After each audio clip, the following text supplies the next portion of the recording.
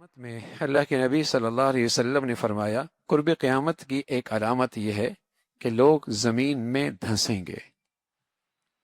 اور عائشہ رضی اللہ عنہ فرمانے لگیں یا رسول اللہ کیا جب اس امت کے اندر بھی ہوگا؟ فرما ہاں، اس امت کے اندر خسف بھی ہوگا، چہروں کی شکلیں بھی بدل جائیں گی اور آسمان سے پتھر بھی برسیں گے۔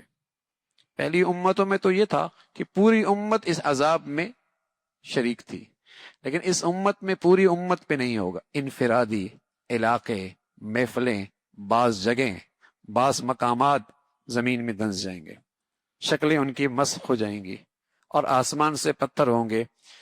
تو عائشہ فرمانے لگے یا رسول اللہ انہلک وفینا الصالحون، اس امت کے نیک لوگ بھی موجود ہوں گے پھر بھی یہ ہلاکت ہوگی؟ فرمایا ہاں، اذا ظہر الخبث، جب گندگی زیادہ ہو جائے گی تو پھر اللہ کی یہ پکڑ آئے گی۔ پھر رسول اللہ صلی اللہ علیہ وسلم نے اپنی زبان میں بتایا کہ یہ خسف کب ہوگا، زمین میں دھنسنا قرب قیامت میں کن گناہوں پر ہوگا؟ تو فرمایا المجاہرہ بالغناء والرفث، جب ناچ گانا کھلے عام ہونے لگ جائے گا، جب ناچ گانا کھلے عام ہو جائے گا، والمغازف، اور آلات موسیقی کھلے عام ہو جائیں گے، وشرب الخمور، اور شرابیں کھلے عام پی جائیں گی۔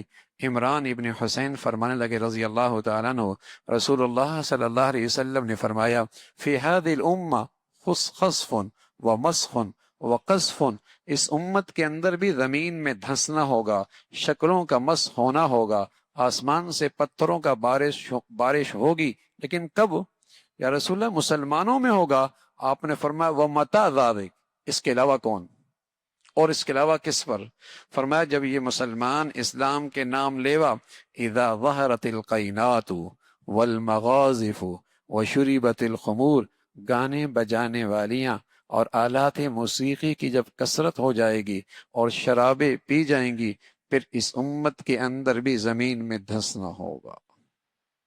یہ جو آپ کو نظر آتا ہے نا کہ ٹیلنٹ پورے ملک میں تلاش کیا جاتا ہے، کون اچھا گلوکار بنتا ہے، یہ ہونا ہے اس لیے کہ قرب قیامت میں دھنسنا بھی تو ہے۔ جب تک یہ ٹیلنٹ تلاش نہیں ہوگا اس وقت تک یہ عام کیسے ہوگا؟ ٹیلنٹ تلاش کیا جاتا ہے نا، اور دانشگاہوں کے اندر، تعلیمی گاہوں کے اندر بھی کلاسز دی جاتی ہیں۔ اس نسل کو اب اسی کی ضرورت رہ گئی ہے، ناشتہ کہتا ہے گاتا کیسا ہے۔ پہلے میں اپنے بچوں کو اللہ کا نام سکھاتی تھی، اور جب وہ گنگناتا ہے تو کہتا ہے بچے میں ٹیلنٹ بہت ہے۔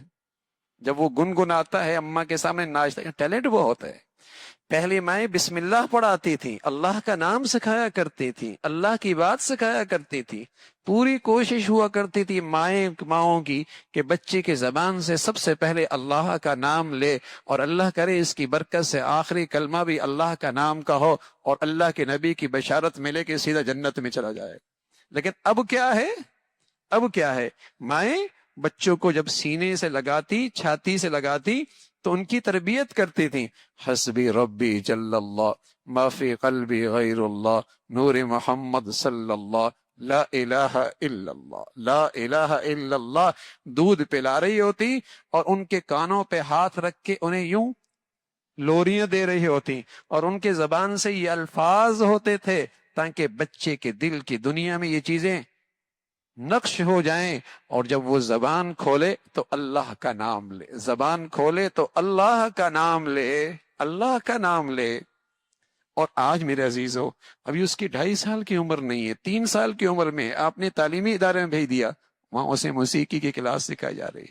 کیسی بدنصیبی ہے، عقل پر ماتم کیجئے، لاکھوں روپے بھی دیجئے اور اپنی اولادوں کو بھی ان کے حوالے کیجئے۔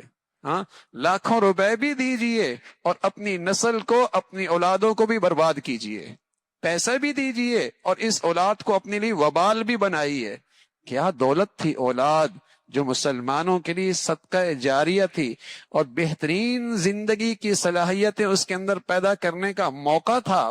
کیا بڑی دولت تھی کہ مسلمان اس میں سرمایہ کاری کرتا، اپنے وسائل لگاتا، اپنی صلاحیتیں لگاتا، اپنی توجہ دیتا، تاکہ اس سرمایہ کاری سے ایسی چیز بنے کہ خربوں سال کی زندگی میں اس کے لیے صدقہ جاریہ بنے، اور دنیا کے چند ٹکوں کے خاطر اس کی آخرت بھی برباد کرتا ہے اور اپنی بھی آخرت برباد کرتا ہے، اپنی بھی آخرت برباد کرتا ہے۔ تو رسول اللہ صلی اللہ علیہ وسلم نے فرمایا اس امت میں خسف ہوگا جب آلات موسیقی اور گانا بجانا اور ناچنا عام ہو جائے۔ شریف گھرانوں کی عورتیں، ہاں شریف گھرانوں کی شادیاں، وہاں بھی اسٹیج اب سجتا ہے، جہاں ان کی نسلوں میں کبھی تصور بھی نہیں تھا کہ ان کی شادیوں کے اندر بھی اسٹیج پہ یہ سب کچھ ہوگا، لیکن ہو رہا، یہ سب کچھ ہو رہا ہے اور آگے بڑھتا چلا جا رہا ہے۔